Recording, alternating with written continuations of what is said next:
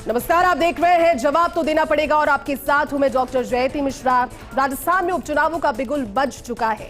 दौसा, सलूंबर, झुंझुनू, चौरासी, खिवसर, रामगढ़ और देवली उनियारा सीट पर उपचुनाव होना है। बीजेपी के बाद अब कांग्रेस ने भी 7 सीटों पर अपने प्रत्याशी मैदान में उतार दिए हैं। कहीं पर जातिगत कार्ड खेला गया तो कहीं पर सहानुभूति के आधार पर वोट बैंक लेने की तैयारी की जा रही है। कुल मिलाकर राजस्थान एक बार फिर से चुनावी रंग में रंग चुका है।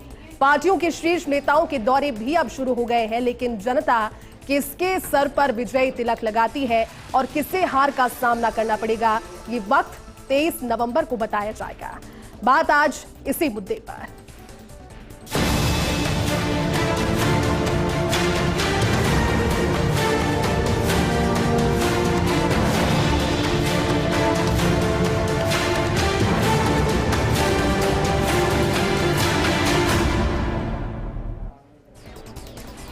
स्पेशल 7 राजस्थान के लिए 7 विधानसभा की सीटें महत्वपूर्ण है। राजस्थान विधानसभा तक विधायक बनकर कौन पहुंचेगा, ये तारीख 23 नवंबर तय करेगी। लेकिन इसके लिए प्रत्याशी मैदान में और इसी विशेष मुद्दे पर चर्चा के लिए हमारे साथ बेहद खास पैनल भी मौजूद हैं। आपको रूबरू करवा देते हैं। सुरेश गर्ग जी हमारे साथ मौजूद हैं, भारतीय जनता पार्टी की प्रवक्ता हैं, बहुत बहुत स्वागत है सर आपका। पौरुष भारद्वाज है, कांग्रेस के प्रवक्ता, सर आपका स्वागत।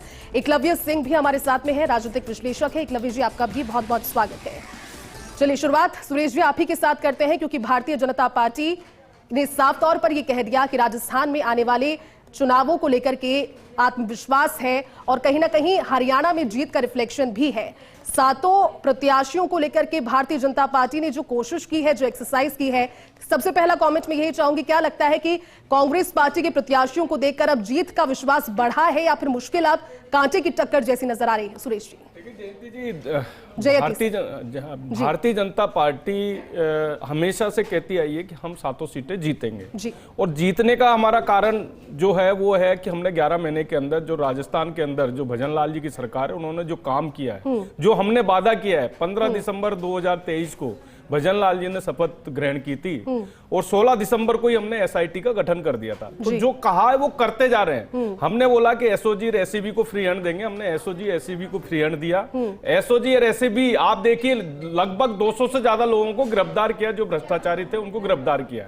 हमने कहा था कि युवाओं को न्याय देंगे, 70 लाख युवा न्याय की उम्मीद लगाए बैठे थे। भजन लाल जी के आने के बाद में उन युवाओं को न्याय दिया है और 35,000 से ज्यादा की नियुक्ति दे दी है, 1 लाख से ज्यादा की विज्ञापन जारी कर दिए। 4 लाख नियुक्तियों का हमारा वादा है, वो 4 लाख की नियुक्ति हम देंगे। हमने कहा कि किसान सम्मान निधि बढ़ाएंगे, हमने किसान सम्मान निधि बढ़ाई। हमने कहा कि उज्ज्वला के अंदर 450 रुपए का सिलेंडर देंगे, 450 रुपए का सिलेंडर दिया। हमने कहा कि सामाजिक पेंशन जो है वो 15% बढ़ाएंगे, वो 15% बढ़ाई है। तो हमने जो वादे किए हैं लगभग 50% से ज्यादा हमारे वादे पूरे हो गए। तो जनता हमारे साथ है।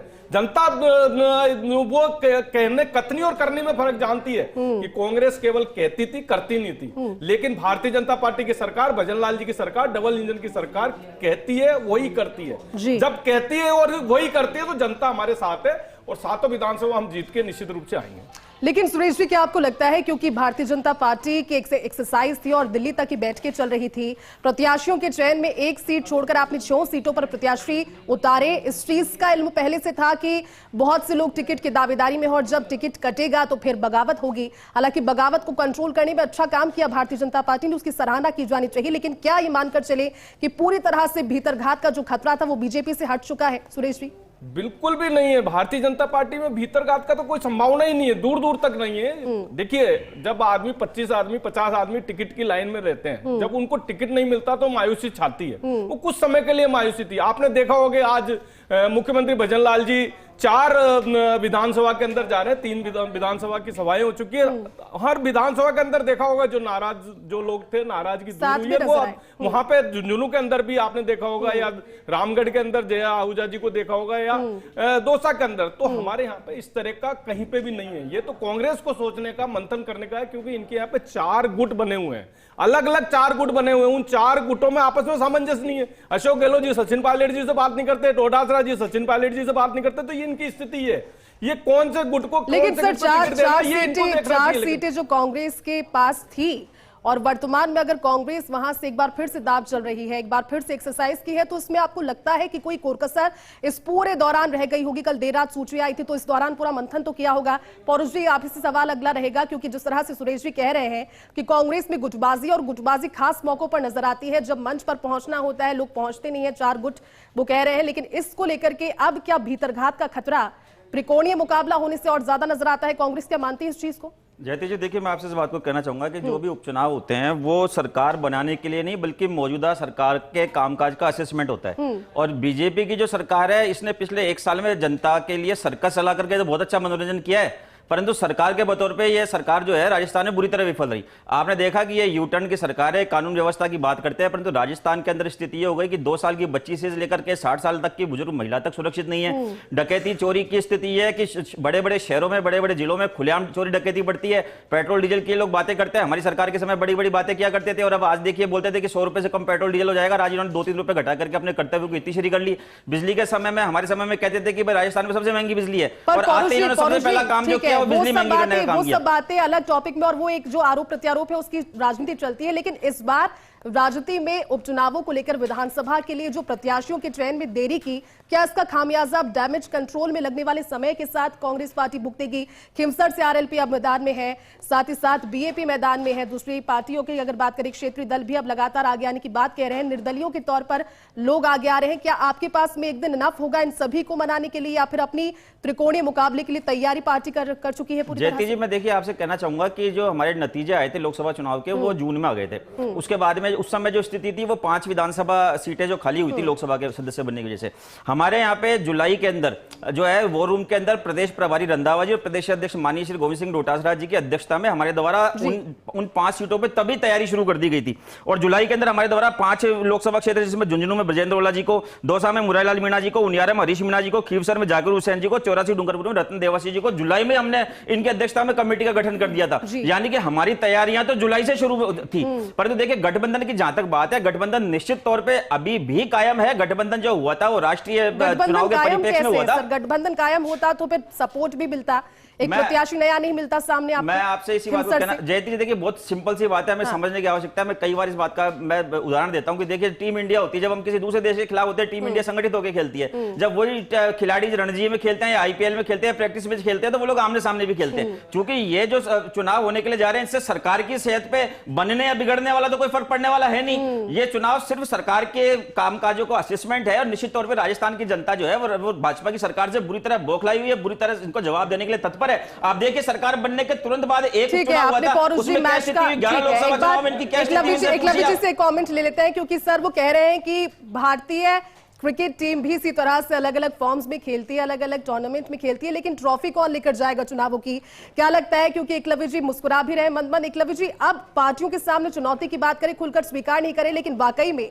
पार्टी के सामने भीतरघात और गुटबाजी चुनौती लगती है क्या बीजेपी और कांग्रेस सभी के लिए? देखिए जयती जी, आज का कार्यक्रम शुरू करने से पहले जो आप हेडलाइंस पढ़ रही थी, उसमें हमने देखा कि एक नेताजी जो कहा करते थे कि वसुंधरा का बेटा दुष्यंत, गहलोत का बेटा वैभव और परिवारवाद का आरोप लगाए फिरते थे पूरे प्रदेश में, आज उन्होंने अपनी आरएलपी की कैंडिडेट खीमसर से खड़ी कर दिया अपनी ही पत्नी को। आपने अभी हेडलाइन पढ़ी ही थी। तो ये बात तो बिल्कुल सही है कि खेल पर सर, जिसकी जहां से मजबूती और जिसको जहां से आत्मविश्वास से वो दाव चल रहा है, बिल्कुल, क्योंकि खेल की तरह ही जो ये वर्ल्ड कप और क्रिकेट की बात कर रहे थे, बहुत जरूरी है कि राजनीति में भी जीतना बहुत जरूरी है। और राजनीति में जीतना क्यों जरूरी है? क्योंकि जो नहीं जीतेगा उसकी नीयत कुछ भी हो, वो ना तो देश की नीति बदल सकता है और ना उसकी नियति बदल सकता है।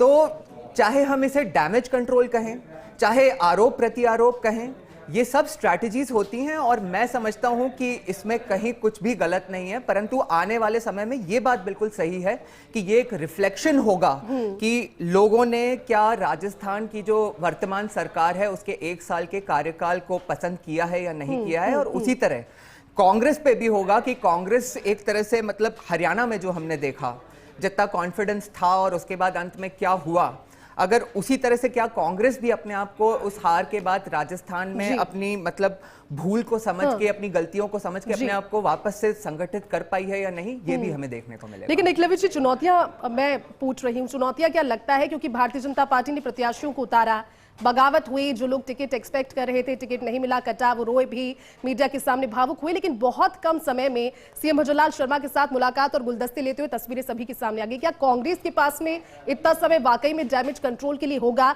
या फिर अब वो मुश्किलें त्रिकोणीय मुकाबले के हिसाब से या फिर चतुर्कोणीय मुकाबले के हिसाब से नजर आएंगे कल नामांकन का अंतिम दिन? एकलव्य जी, देखिए, मुझे जो समझ में आता है जयती जी, मैंने एक चीज जरूर देखी है कि भाजपा जो है एक जनता से उठी हुई पार्टी होने के कारण उनका क्या जो एक संगठनात्मक जो स्ट्रक्चर है उसमें उनको ये एडवांटेज हो जाता है कांग्रेस के मुकाबले कि उनकी संगठन के ही स्तर पर उनकी काफी सारी प्रॉब्लम्स इस तरह की रिजॉल्व हो जाती हैं। और अभी जैसे कि हम कह रहे थे, जैसे कि भले ही हम इसे डैमेज कंट्रोल कहें तो अर्ली डैमेज कंट्रोल तो बहुत आवश्यक होता है अगर आपको अच्छी परफॉर्मेंस देनी है तो, but in the case of Congress ये जरूर हो जाता है कि एक पावर सेंटर इस तरह का है वहां पे कि डिसीजन मेकिंग में कई बार बहुत देरी हो जाती है। जैसे कि हमने हरियाणा के चुनाव में भी देखा, कुछ बहुत ही सिंपल डिसीजंस लेके ये तय किया जा सकता था कि कांग्रेस की एक तरह से आइडियोलॉजी क्या रिफ्लेक्ट कर रही है इलेक्शंस में। जैसे कि जो कमेंट्स किए गए, आपने नोटिस किया होगा कुमारी शैलजा जी के लिए,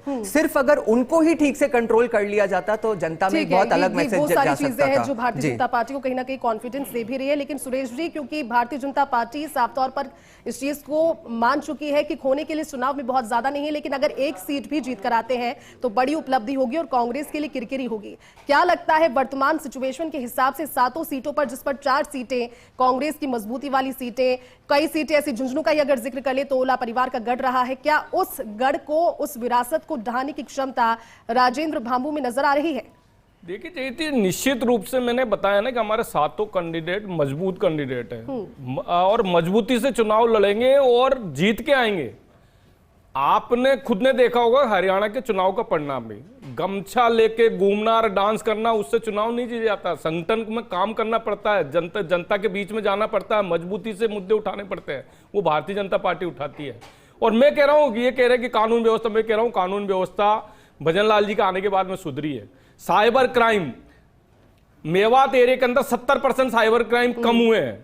2.5 लाख सिम बंद किए हैं। वो ये भजनलाल जी की सरकार में तो वो 2.5 लाख सिम फर्जी नहीं बने थे, वो 2.5 लाख सिम जो 5 साल का इनका कार्यकाल था तब बने थे। 2.5 लाख सिम वहां पे बंद हुए हैं। 1 करोड़ रुपए से ज्यादा के मोबाइल जब्त किए हैं। अरे भाई, आपने भी तो 5 साल सरकार चलाई है, क्यों नहीं ये सब चीजें हुई थी? ये भजनलाल जी के आने के बाद ही क्यों हुई है? तो ये सब चीजें दर्शाता है कि भजनलाल जी की सरकार पे विश्वास। ठीक है, एक कमेंट एक बार पौरुष जी से लेते हैं। पौरुष जी, क्या कहना है? क्या वाकई में मैं इस बात को कहना चाहूंगा, पिछले 5 साल जी मैं इस बात को कहना चाहूंगा कि देखिए, भारतीय जनता पार्टी को बड़ी बड़ी बातें करना आती है और अगर तथ्यों पे बात करते हैं, आंकड़ों पे बात करते हैं तो भारतीय जनता पार्टी कहीं ज्यादा पिछड़ जाती है। मैं आपसे इस बात को कहना चाहूंगा, भारतीय जनता पार्टी ने बात करी कि भाई हमारे सरकार के समय शासन कानून व्यवस्था की। देखिए, सबसे पहले मैं इस बात को कहना चाहूंगा कि संगठित अपराध के खिलाफ कानून पूरे राजस्थान के इतिहास में सबसे पहले कौन लेकर के आया? राकोका के रूप में कांग्रेस पार्टी लेकर गई।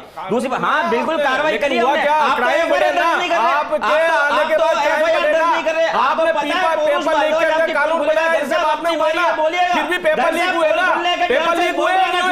आपने भ्रष्टाचार बढ़ाया नहीं बढ़ाया? 70 लाख युवा आपने 70 लाख युवाओं को न्याय दिया क्या? नहीं दिया। आप 21% आपको लगा है। जयती जी, चुप करिए, आंकड़ों के साथ अपनी बात एक बार उनकी बात सुनते हैं जी। मैं आंकड़ों के साथ अपनी बात रखना चाहूंगा। अरे आप बोगला रहे हो भाई, आप चर्चा ही नहीं। लेकिन पौरुष जी,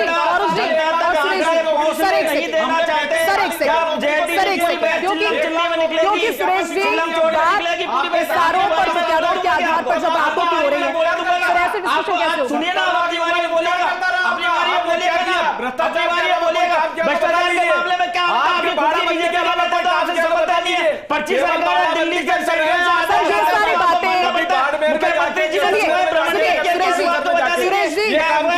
ये सारी बातें तो जनता के बीच में जाकर कहने के लिए अभी समय मिलेगा, आपको भी समय मिलेगा पौरुष जी, और वहां पर जाकर इस एनर्जी को अगर इन्वेस्ट करेंगे तो ज्यादा वोटों में जयती जी, मेरे साथ अन्याय है कि मेरी बातें जनता तक पहुंच रही, फैक्ट पहुंच रही है। भारतीय जनता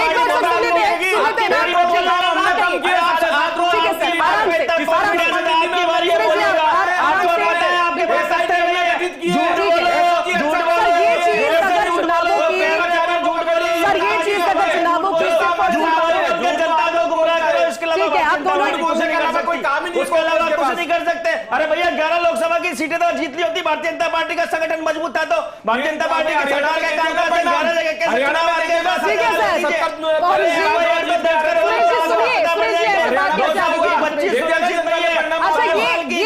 ठीक है ये चीज तो आप लोग मानते हैं ना, भारतीय जनता पार्टी और कांग्रेस दोनों ही इस चीज के लिए तो क्या प्रिपेयर है कि तीसरा संगठन भी खड़ा हो रहा है? कुछ सीटें ऐसी है जहां पर विरासत थी और विरासत अपने आप को एक बार फिर से दावे के साथ आगे लेकर आई है। खिवसर का क्या तोड़ निकाला है? खिवसर के जो प्रत्याशियों के इतने मजबूत हैं कि कनिका बेनीवाल या फिर हनुमान बेनीवाल जिनकी लेगेसी है। तो हम निश्चित रूप से जीत रहे हैं। पिछली बार हमारा प्रत्याशी 2000 वोटों से आ रहा था जी, बता दीजिए आप, बताओ ना, मात्र 2000 वोटों से आ रहा था। जीत लोगे इस क्या? बार हम परिवारवाद का विरोध करने वाली भारतीय जनता पार्टी सलूमपुर में परिवारवाद का प्रत्याशी लेकर गई, 200 में भारतीय जनता पार्टी लेकर गई, 200 में जीत जाओगे क्या? अरे सलूमपुर आपके पास एक थी, उसको तो जीत के बता देना घनसार। वहां पर 2 बार की विरासत रही जनता के बीच में काम करने वाली कांग्रेस की कैंडिडेट उतारी है आपने, जनता जवाब देगी आपको। आपकी पर्ची सरकार को तो भारतीय जनता पार्टी के लोग खुद सटाएंगे आपके, आप अपनी पार्टी के लोगों को पार्षद बनाएंगे। एक चीज भारतीय जनता पार्टी का जवाब, एक चीज भारतीय जनता पार्टी की बगावत समझ आएगी कैसे? ठीक है सर, आपस में अगर आप नहीं है जवाब बहसबाजी आपके करेंगे तो पास। फिर डिबेट करने का मतलब नहीं है, फिर वो एक डिस्कशन अगर आप नॉर्मली भी कर पाए। सुरेश जी एक चीज मुझे बताइए, क्योंकि लोगों के मन में भी जिज्ञासा है कि कल देर रात सूची आई और सिर्फ नामांकन का एक दिन बचा है, ऐसे में स्ट्रैटेजी पार्टी की क्या ये थी कि पूरे कॉन्फिडेंस के साथ हमें मैदान में उतरना है, 6 नहीं बल्कि 7 की 7 सीटों पर अपने प्रत्याशियों के नाम, कुछ नए चेहरे भी जिन पर आपने दाव चला, जिनकी स्वच्छ छवि है, क्या ये पूरा जो एक तरीके से कह सकते हैं होमवर्क था, ये पार्टी का पहले से शुरू हो गया था? सुरेश जी।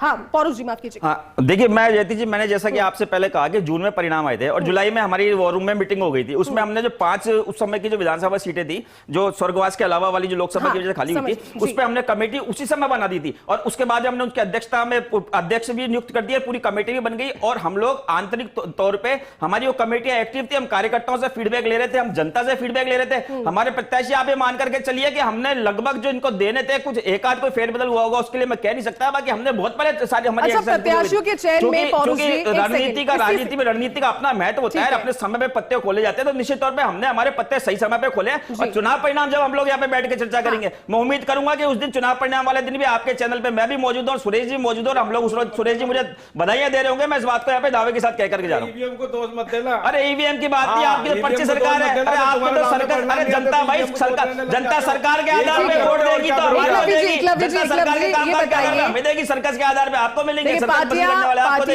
पार्टियों का काम कहीं ना कहीं ये हो भी जाता है कि अपनी आवाज को पहुंचाए, एक से ज्यादा बढ़कर पहुंचाए, लेकिन एकलव्य जी राजनीतिक विश्लेषज्ञ के तौर पर अगर आप देख रहे हैं इस पूरे सिनेरियो को, त्रिकोणीय मुकाबला उस सीट से जहां पर हमेशा से मजबूती, हालांकि कह रहे हैं अभी सुरेश जी कि 2000 वोटों का अंतर पिछले चुनाव में था, हो सकता है इस बार उसे बीट करे, हो सकता है ना करे, लेकिन त्रिकोणीय और चतुर्कोणीय मुकाबले वाली सीटें ऐसी नौबत में आने के लिए पार्टीज ने क्या होमवर्क नहीं किया होगा? साथ लेकर चलना, दूसरे राज्यों के अगर एक्सरसाइज को देखा जाए तो जिस मौके पर सीटें कमजोर नजर आई तो साथ हो लिए, यहां पर इस बार कैसा कॉन्फिडेंस था कि साफ तौर पर कह दिया कि गठबंधन तो नहीं करेंगे दोनों ही ओर से?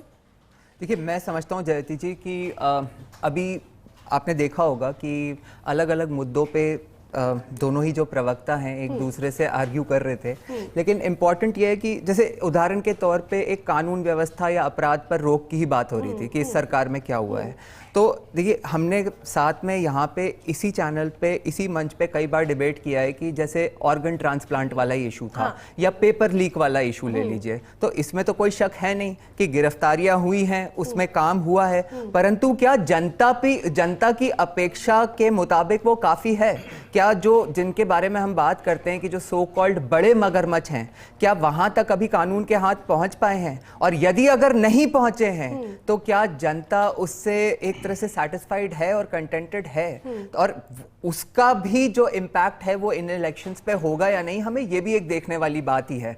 और दूसरी तरफ ये हो जाता है कि जनता ये भी देखेगी कि अगर वहां तक नहीं भी पहुंचे हैं तो अभी तक जो हुआ है उसमें सरकार की क्या इंटेंट दिखाई दी है और कितना सक्सेस मिल पाया है। और जहां तक आपने पूछा कि त्रिकोणीय, मुझे एक ये चीज बताइए, क्योंकि इस चीज को जाने मेरी जिज्ञासा है, भारतीय आदिवासी पार्टी बीटीपी और आरएलपी राष्ट्रीय लोकतांत्रिक पार्टी, ये कितनी मजबूत है, क्योंकि क्षेत्रीय दलों के हिसाब से अपना एक वर्ग है, अपनी एक फैन फॉलोइंग है जो साथ साथ चलती है। क्या चुनावों में भी वही फैक्टर नजर आएगा इस बात के इतर कि जीता कौन विधानसभा में, हरियाणा में किसकी जीत हुई, लेकिन वो जो एक वर्ग है वो लॉयल वर्ग है और वो वहीं पर जाएगा जहां पर एक नाम पीछे चलेगा। एकलव्य जी, देखिए, मैं समझता हूं कि जहां तक बीटीपी और आरएलपी दोनों ही पार्टियां हैं, मैंने ये पाया है कि जो इतनी छोटी मतलब एक तरह से क्षेत्रीय पार्टी होती हैं, उनमें क्या समस्या आती है कि जो उनके जो एक तरह से प्राइम फिगर्स हैं, हनुमान बेनीवाल जी की तरह, अगर जब उनका स्वयं का चुनाव होता है तो जनता में एक अलग प्रकार का भाव होता है, उनके पीछे एक अलग तरह से खड़ी होती है। परंतु सिर्फ आरएलपी के नाम या लोगो या टिकट के ऊपर वही परफॉर्मेंस वो पार्टियां दे पाई, मुझे मतलब आश्चर्य होगा अगर वो ये चुनाव उस तरह से लड़के और भारी बहुमत से निकाल पाए तो।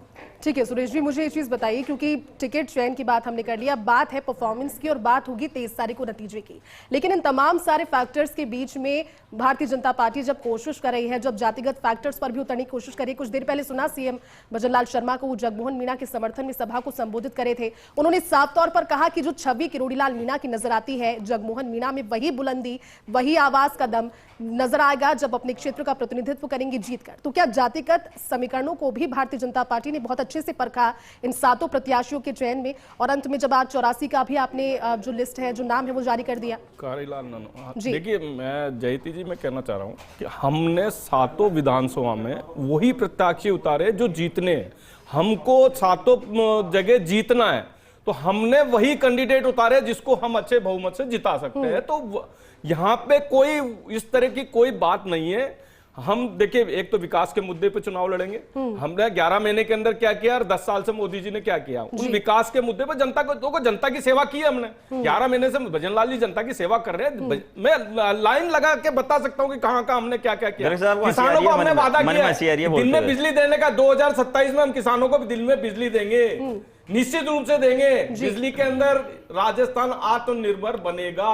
हमने अब राजनीतिक राजस्थान तो पिछले सालों में क्या होता था, जब सरकार जाती हुई है तब आती थी, हमने तो बिगनिंग में किया, बिगनिंग में इसलिए किया कि 5 साल हमारे पास। जयती जी से पूछिए कि इनकी पिछली सरकार का प्रोजेक्ट महिंद्रा शेष था, अजमेर रोड में महिंद्रा शेष को कंप्लीट कर लेते हैं। ठीक है सर, समय का अभाव है। पौरुष जी, आप क्या कहेंगे? 7 सीटें, 4 सीटें भारतीय जनता पार्टी पहले कमजोर, लेकिन क्या इस बार के प्रत्याशियों के बाद में उन 7 की 7 सीटों पर जीतने का दम कांग्रेस पार्टी रखती है? निश्चित तौर पर 7 की 7 कांग्रेस पार्टी जीतेगी, और भारतीय जनता पार्टी के 10 साल की केंद्र सरकार के कामकाज का जवाब और 10 महीने की भजनलाल की पर्ची सरकार का जवाब जनता निश्चित तौर पर इनको देने के लिए जा रही है। जनता से इन्होंने जो झूठे वादे करके सरकार में, और गर्ग साहब आपके तो आपको तो घर में विभीषण बैठे हुए हैं, अरे आपको तो आपकी पार्टी के लोग सल्टा देंगे, आपने किया था 2018 देखा हमने 4 विधानसभा क्षेत्र में आपकी कैसे हमने ये बात तो झूठ बोली है, और आपके तो मैं लाइन लगा देता हूं कि कैसे झूठ बोली आपने। एक तो नाम ले दो कि हमने ये झूठ बोला है, हमने जो बोला वो करा भैया, हमने तो जो बोला वो करा है, लेकिन आप ये बता दो कि आपने क्या किया। परिणाम आएंगे उस दिन बात करेंगे, और आप बधाई जरूर दे करके जाना कैमरे के सामने, बात कहना चाहूंगा आपसे। चलिए ठीक है, एकलव्य जी, मतलब कम से कम आज के सारे डिबेट का निष्कर्ष ये है कि जब जिस दिन परिणाम आएंगे उस दिन आएंगे, तो उस दिन परिणाम आएंगे, लेकिन इस बार अपन ये उम्मीद रख सकते हैं कि इस बार ना ईवीएम को गाली दी जाएगी, और अगर ईवीएम और दूसरी तरफ के अगर परिणाम आए तो यह भी माना जाएगा कि शायद भजनलाल सरकार ने उस स्तर का काम नहीं किया है जैसे जनता की अपेक्षा और गुंजाइश में अच्छी बेहतरी की। ये बात आपने अच्छी कही, और इसी के साथ में ये तो मानना पड़ेगा कि भारतीय जनता पार्टी हो, कांग्रेस पार्टी हो, आरएलपी हो, या फिर भारतीय आदिवासी पार्टी, या फिर दूसरे दल, क्योंकि एक दिन का इंतजार है, और एक दिन के इंतजार में हो सकता है कि जिसके मन में कसक है वो भी चुनावों में उतरे। बहरहाल आप सभी का बहुत बहुत शुक्रिया इस चर्चा में मेरे साथ शामिल होने के लिए और पूरे डिस्कशन के लिए। स्पेशल 7 आप देख रहे थे, special 7 Congress, Bharatiya Janata party, RLP, भारतीय आदिवासी पार्टी और दूसरे दल, इन सभी के लिए स्पेशल 7 इसीलिए क्योंकि ये सीटें महत्वपूर्ण है, ये सीटें प्रत्याशियों को विधानसभा तक लेके जाएगी, लेकिन जरूरी रहेगा ये देखना कि पार्टी की मेहनत, दलों की मेहनत आखिरकार चुनावों के जरिए लोगों तक मतों में कैसे तब्दील हो पाती है, और ये सभी कुछ नजर आएगा 13 तारीख और फिर उसके बाद 23 नवंबर को। शुक्रिया फिलहाल डिबेट में हमारे साथ जुड़ने के लिए। आगे बढ़ते हैं।